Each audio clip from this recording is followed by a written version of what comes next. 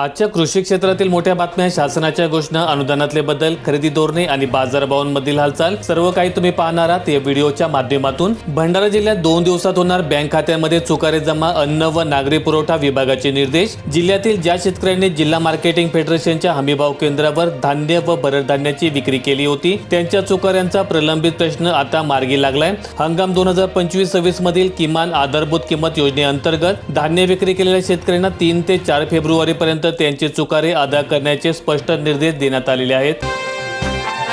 बारामतीत उभारणार अजित पवारांचे स्मारक, ज्येष्ठ नेते शरद पवार आणि प्रतिभा पवारांनी पाहणी केली।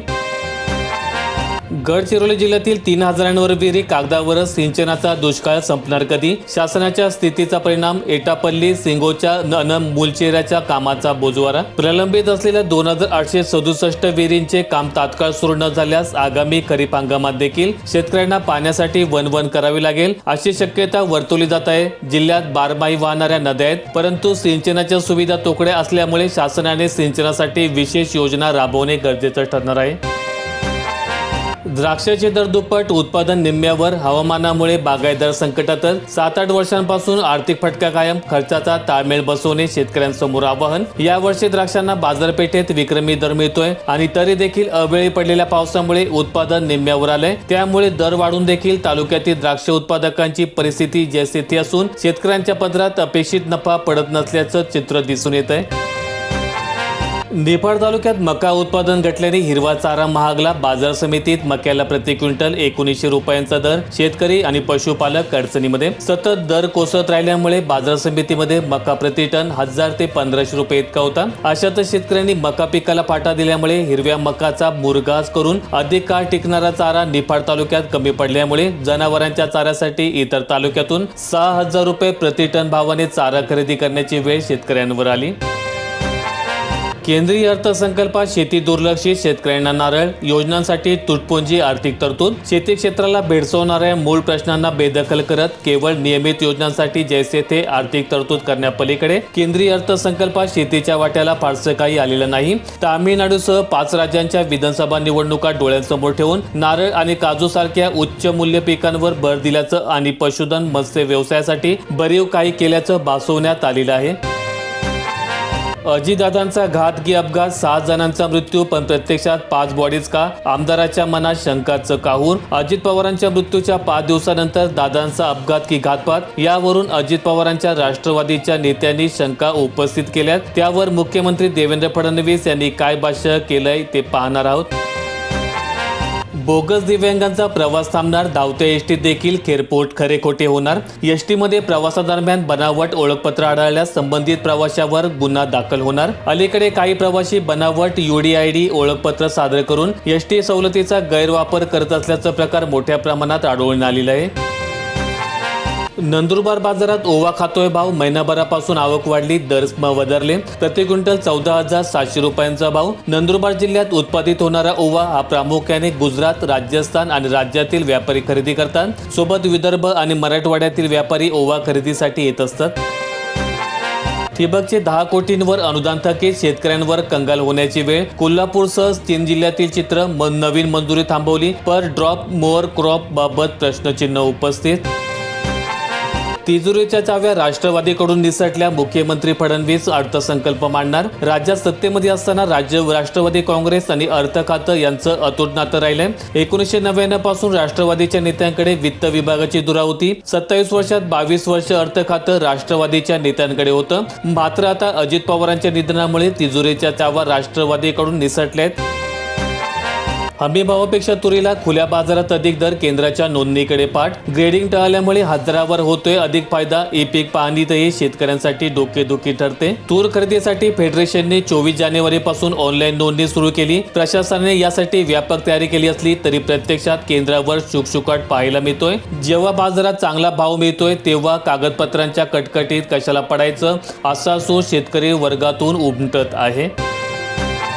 शक्तीपीठ महामार्गाचा अंतिम प्रस्ताव सरकारकडे, सुधारित संरेखनामुळे लांबी 856 किलोमीटर, 13 जिल्ह्यांमधील 395 गावांवर थेट परिणाम होणार।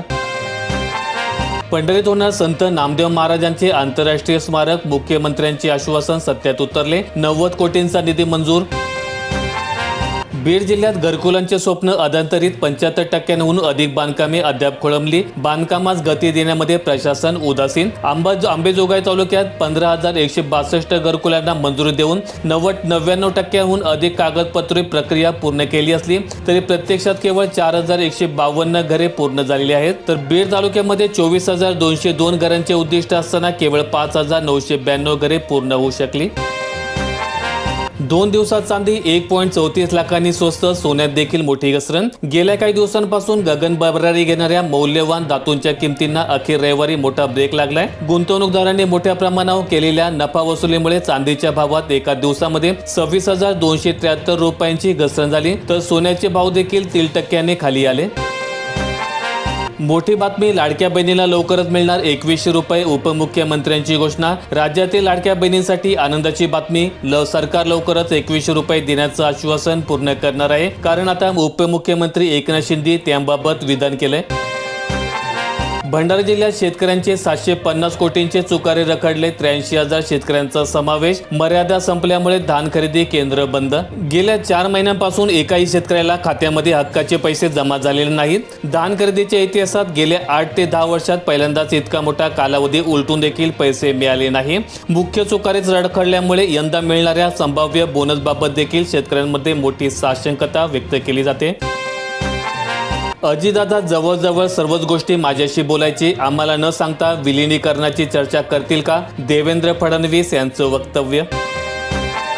190 मेगावॅट ऊर्जामुळे नंदुरबार जिल्ह्याचे 20,000 शेतकरी बागायतदार. 21 वीज उपकेंद्रांतर्गत सोलर पॅनल उभारणी. दररोज होते 190 मेगावॅट सौर ऊर्जेची निर्मिती. जिल्ह्यामध्ये 43 ठिकाणी सौर ऊर्जा उपकेंद्र निर्मितीसाठी मंजुरी आहे. पहिला टप्पा पूर्ण झाल्यामुळे आता जिल्ह्याचे लक्ष दुसऱ्या टप्प्याकडे लागून आहे.